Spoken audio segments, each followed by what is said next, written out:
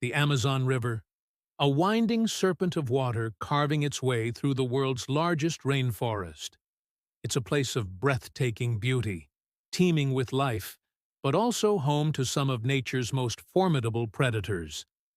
When you think of Amazonian dangers, your mind probably jumps to piranhas, anacondas, or jaguars. But what if I told you there's a creature so feared, it makes even the notorious piranha seem tame? Locals speak of it in hushed tones, a tiny fish that inspires a unique and terrifying kind of dread. This is the story of the Candiru, the vampire fish of the Amazon. So, what exactly is this fearsome creature? The Candiru, or Vandellia serosa, is deceptively unassuming. It's a tiny, translucent, eel-like catfish, often no bigger than a toothpick. You could easily miss it in the murky waters, but its size is precisely what makes it so effective at its primary survival strategy: parasitism. The Candiru is a hematophage, which means it feeds on blood. Its main targets are the large fish that share its habitat. Think of it as a tiny aquatic vampire. It has a remarkable method for finding its hosts. The Candiru is an expert at detecting the streams of water expelled from the gills of other fish. Once it hones in on this current, it makes its move. With a burst of speed, it darts towards the larger fish and forces its way into the delicate gill cavity. Once inside, it erects sharp, backward-pointing spines on its gill covers, locking itself into place like a grappling hook. It's almost impossible to dislodge. Then, it uses its needle-like teeth to puncture an artery and begins to feed, gorging itself on the host's blood until it's swollen and ready to detach, leaving the larger fish weakened but usually alive. This incredible, albeit gruesome behavior has earned it the nickname vampire fish. But the Candiru's reputation extends far beyond its parasitic relationship with other fish. It's the subject of a legend so horrifying it's become a cautionary tale for anyone daring to enter the Amazon's waters. The story goes that the Candiru has a sinister attraction to humans. Specifically, it's said to be drawn to the flow of urine released into the river. According to these chilling accounts, if someone urinates while swimming, the tiny fish will mistake the stream for water expelled from a fish's gills.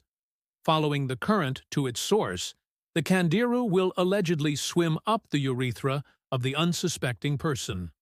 Once inside the human body, its backward-facing spines deploy, making extraction excruciatingly painful and nearly impossible without surgery. The legends are filled with graphic descriptions of intense pain, infection, and even death. For centuries, these stories have been passed down among indigenous tribes and local river dwellers, serving as a potent warning. To them, the Candiru isn't just a fish, it's a terrifying river demon, a monster to be avoided at all costs. This reputation has made it perhaps the most feared creature in the entire Amazon basin, not for its size or strength, but for the uniquely invasive and intimate nature of its alleged attacks. With a legend that terrifying, it's no surprise that scientists have been keen to investigate. Is there any truth to these horrifying tales? Or is it all just folklore? For a long time, the scientific community was highly skeptical. Many biologists argued that the story just didn't add up. First, they questioned the idea that the Candiru is attracted to urine. Extensive research and observation have shown that the Candiru is primarily a visual hunter. It uses its eyesight to spot potential host fish in the often cloudy water. It doesn't seem to rely on chemical cues like ammonia, which is found in urine. The idea of it smelling urine and swimming up the stream seemed more like a myth created to explain a frightening possibility. Also, the physics of such an event are questionable. Navigating a turbulent stream of urine and accurately entering the urethral opening would be an incredibly difficult feat for a small fish, even one as agile as the Candiru. For decades, the story was dismissed by most experts as a campfire tale, an urban legend of the jungle. There was no solid, verifiable evidence to support the claims, only anecdotal stories and hearsay. The consensus was that while the fish was a fascinating parasite, its monstrous reputation among humans was unfounded. But then, in 1997, everything changed. A case emerged from Manaus, Brazil, that seemed to confirm the legend. A man claimed that while he was urinating in the river, a Candiru leaped out of the water and lodged itself in his urethra. He was rushed to a hospital in excruciating pain. Dr. Anwar Samad, a urogenital surgeon, documented the case.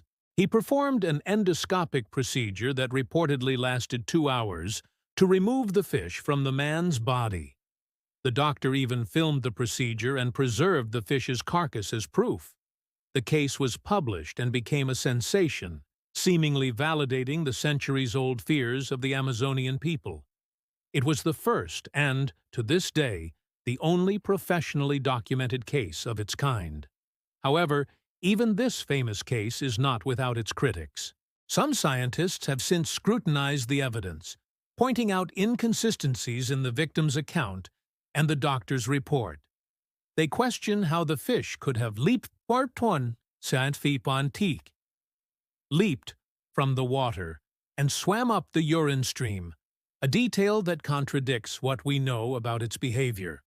Some have even suggested that the fish may have been inserted after the fact as a hoax. So, even with this seemingly concrete evidence, the debate continues. Is the 1997 case the smoking gun that proves the legend is true? Or is it an anomaly, a one-in-a-billion accident, or perhaps something else entirely? The scientific community remains divided, leaving the truth as murky as the Amazon's waters. So, where does that leave us with the Candiru? It exists in a fascinating duality. On one hand, it's a marvel of evolution, a highly specialized parasite perfectly adapted to its unique, blood-sucking niche in one of the most complex ecosystems on Earth. Its method of hunting and feeding is a testament to the brutal efficiency of nature. On the other hand, it's the star of a terrifying legend, a river monster whose reputation far exceeds its tiny size. It's a symbol of the hidden, unseen dangers that lurk just beneath the surface. The story of the Candiru reminds us that in a place as wild and vast as the Amazon, the lines between fact and folklore can often blur. The truth may lie somewhere in the middle, a rare event blown into a legendary threat, or a real danger that we are only just beginning to understand. As the sun sets over the dark, mysterious waters of the Amazon, one can't help but feel a sense of both awe and caution. It is a powerful reminder that there are still creatures and mysteries in our world that defy easy explanation, and that some legends, no matter how unbelievable, might just have a grain of terrifying truth to them.